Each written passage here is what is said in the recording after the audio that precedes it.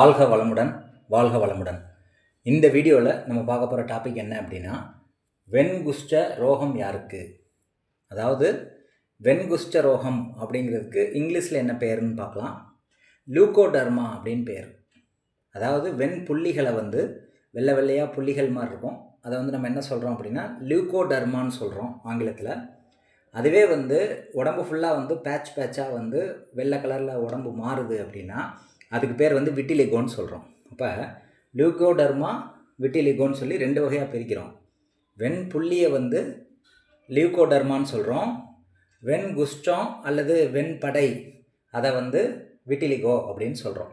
இது யாருக்கு ஏற்படும்? எந்த அமைப்பு உள்ளவங்களுக்கு இந்த மாதிரி வெண்படை, வெண்குஷ்டம், வெண்புள்ளி இதெல்லாம் ஏற்படுறதுக்கு வாய்ப்பு இருக்குது அப்படின்னா இந்த கிரக சேர்க்கை உள்ளவங்களுக்கு தான் இந்த பாதிப்பு ஏற்படுது. அதை எப்படி ஜாதகத்தில் கண்டுபிடிக்கலாம் அப்படின்னு பார்ப்போம். ஃபஸ்ட்டு அதனுடைய காம்பினேஷன் புதனுக்கும் சுக்கிரனுக்கும் நடுவில் ராகு இருக்குதுன்னு வச்சுக்கோங்க. அவங்களுக்கு இந்த வெண்குஷ்டம் வரும். அடுத்து புதன் ராகு சேர்க்கை அல்லது சுக்கிரன் ராகு சேர்க்கை இதுவுமே வெண்குஷ்டத்தை ஏற்படுத்தும். மூணாவது பாயிண்ட் லக்னாதிபதி, எந்த லக்னமாக இருந்தாலும் அந்த லக்னாதிபதி 4லையோ 12லையோ இருக்கணும். ஃபஸ்ட் பாயிண்ட்டு அது செவ்வாய் ப்ளஸ் புதனோட சேர்ந்து இருக்கணும். அப்படி இருந்தது அப்படின்னா அவங்களுக்கு இந்த வெண்குஷ்டம் வருது. அடுத்து குரு லக்னத்துக்கு 6ல் இருக்கணும். ஃபஸ்ட் பாயிண்ட்டு அந்த குரு தேய்பிரை சந்திரனோடையும் சனியோடையும் தொடர்பு கொள்ளணும். இந்த மாதிரி இருந்தால் இந்த 4 பாயிண்டில் 80% வெண்குஷ்டம் உள்ளவங்களுக்கு இந்த 4 பாயிண்ட் பொருந்தி வரும். எல்லாருக்கும் இது பொருந்தி வருமானா 80% பொருந்தி வரும். இன்னும் சில ரூல்ஸ்கள் இருக்குது, அது வரும் வீடியோக்களில் நம்ம பார்ப்போம். அப்போ வெண்குஷ்டம் வரதுக்குரிய வாய்ப்புகள் யாருக்கு இருக்குது அப்படின்னு பார்த்தோம். உதாரண ஜாதகத்தோடு பார்ப்போம். உதாரணம் 1ல் பார்த்தீங்க அப்படின்னா லக்னம் விருச்சிக லக்னம். இதில் பார்த்தீங்கன்னா லக்னாதிபதி புதன் நட்சத்திரத்தில் இருக்குது. புதன் லக்னாதிபதி நட்சத்திரத்தில் இருக்குது.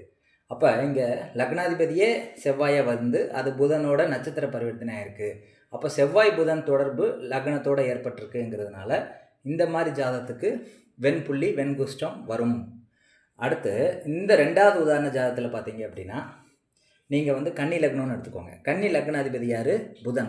இந்த புதன் 12ல் இருந்து செவ்வாயோட தொடர்பு கொள்ளுது. அப்போ இங்கே செவ்வாய் புதன் சேர்க்கை 12ல் வருது. அப்போ இதுவும் வெண்குஷ்டத்துக்குரிய அமைப்பு.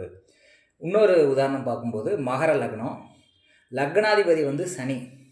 லக்னாதிபதி சனி எங்கே இருக்குது? 4ஆம் இடத்துல இருக்குது. நான் என்ன சொன்னேன், 4ஆம் இடத்துலையோ 12ஆம் இடத்துலையோ லக்னாதிபதி செவ்வாய் புதனோட சேர்க்கை பெறணும்.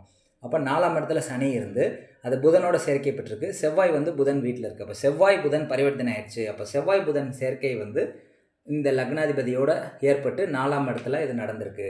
அதனால் இதுவுமே வெண்குஷ்டம் வரதுக்குரிய உதாரணம். இன்னொரு உதாரணம் பார்த்தீங்கன்னா லக்னத்துக்கு 6ல் குரு இருக்கணும்னு சொல்லியிருக்கேன். லக்னத்துக்கு 6ல் குரு இருந்து இந்த குரு தேய்பிரை சந்திரனோடையும் சனியோடையும் தொடர்பு கொள்ளணும். அது டைரெக்டாக தொடர்பு கொள்ளலாம், நட்சத்திர ரீதியாக தொடர்பு கொள்ளலாம், பார்வை மூலிமா தொடர்பு கொள்ளலாம், எப்படினாலும் தொடர்பு கொள்ளலாம். இந்த இதில் பார்த்தீங்க அப்படின்னா 1, 5, 9ன்னு சொல்லக்கூடிய ஒரே தன்மை கொண்ட ராசிகள் மூலிமா இது தொடர்பு கொண்டிருக்கு. அதாவது மேசம், சிம்மம், தனுசுங்கிறது நெருப்பு ராசிகள். அந்த நெருப்பு ராசிகளில் பாருங்கள் குரு இருக்குது, சனி இருக்குது, அதே மாதிரி தேய்பிரை சந்திரன் இருக்குது. இந்த சனியும் இங்கே வீக்காக இருக்குது, சந்திரனும் இங்கே வீக்காக இருக்குது. அப்போ வீக்காக இருக்கக்கூடிய சனி சந்திரனோட 6ஆம் இடத்துல குரு தொடர்பு ஏற்பட்டால் தேய்பிரை சந்திரன் சனி நீசம் இதோட குரு சம்மந்தப்படுது அப்படின்னா 6ல் இவங்களுக்கும் வெண்குஷ்டம் வரும். இன்னொரு உதாரணம் பார்ப்போம். இங்கே பார்த்தீங்கன்னா தனுசு லக்னம். லக்னத்துக்கு இந்த லக்னத்தையே மறந்துடுங்க.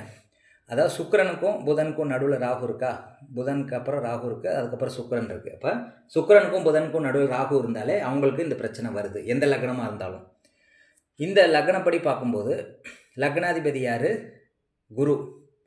இதில் புதன் ராகுவோட சேர்ந்துருக்கணும் அப்படிங்கிற அவசியம் கிடையாது. புதன் ராகு நட்சத்திரத்தில் இருந்தாலுமே புதன் ராகு சேர்க்கை அப்படின்னு நம்ம எடுத்துக்கலாம். அடுத்து இதில் முக்கியமாக யாருக்கு ரொம்ப பாதிப்பு வரும்? உங்களுக்கு வெண்குஷ்டம் வந்தாலுமே அது தீருமா தீராதா அப்படின்னு பார்க்கும்போது லக்னத்துக்கு 5, 9ஆம் அதிபதிகள் தொடர்பு இந்த புதன் ராகுவோட தொடர்பு கொட்டால் அந்த நோய் குணமாயிரும். இந்த 5, 9ஆம் அதிபதிகள் வீக் ஆகிட்டா அந்த நோய் குணமாகாமல் போகிறதுக்கு அதிக வாய்ப்புகள் இருக்குது. இப்போ இந்த லக்னத்துக்கு 5ஆம் அதிபதி செவ்வாய், அது இங்கே நீசமாக இருக்குது. அடுத்து இந்த லக்னத்துக்கு 9ஆம் அதிபதி சூரியனும் நீசமாக இருக்குது. இப்போ லக்னத்துக்கு 5ஆம் அதிபதியும் 9ஆம் அதிபதியும் நீசமாகி இந்த சுக்கிரன் ராகு அல்லது புதன் ராகு தொடர்பு ஏற்பட்டால் இவங்களுக்கு அந்த நோய் வந்து தீர்றது வந்து கஷ்டம் அப்படின்னு சொல்லி எடுத்துக்கலாம். இப்போ நோய் வரதுக்குரிய காரணிகள் பார்த்தோம். அது தீர்றதுக்கு 5-9 தொடர்பு வந்து 5ஆம் அதிபதி 9ஆம் அதிபதி தொடர்பு வந்து அது தீர்க்கிறதுக்கு அதிக வாய்ப்புகள் இருக்குது. அப்போ 5ஆம் அதிபதி 9ஆம் அதிபதியும் வீக் ஆயிடுச்சு அப்படின்னா நோய் தீர்றது கஷ்டம். அப்போ 4 பாயிண்ட் தான். புதன் ராகு சுக்கிரன் ராகு அந்த நோயை உண்டாக்கும். அடுத்து பார்த்தீங்கன்னா லக்னாதிபதி 4லையோ 12லையோ செவ்வாய் புதனோட தொடர்பு கொள்ளணும். அடுத்து பார்த்தீங்கன்னா குரு வந்து லக்னத்துக்கு 6ல் இருக்கணும். அது தேய்பிரை சந்திரனோடையும் சனியோடையும் தொடர்பு கொள்ளணும். இந்த மாதிரிலாம் இருந்தது அப்படின்னா இவங்களுக்கு வெண்குஷ்டம் அப்படிங்கிற நோய் வந்து ஏற்படும். இந்த வீடியோ வந்து உங்களுக்கு பயனுள்ளதாக இருக்கும்னு நான் நம்புகிறேன். நன்றி, வணக்கம்.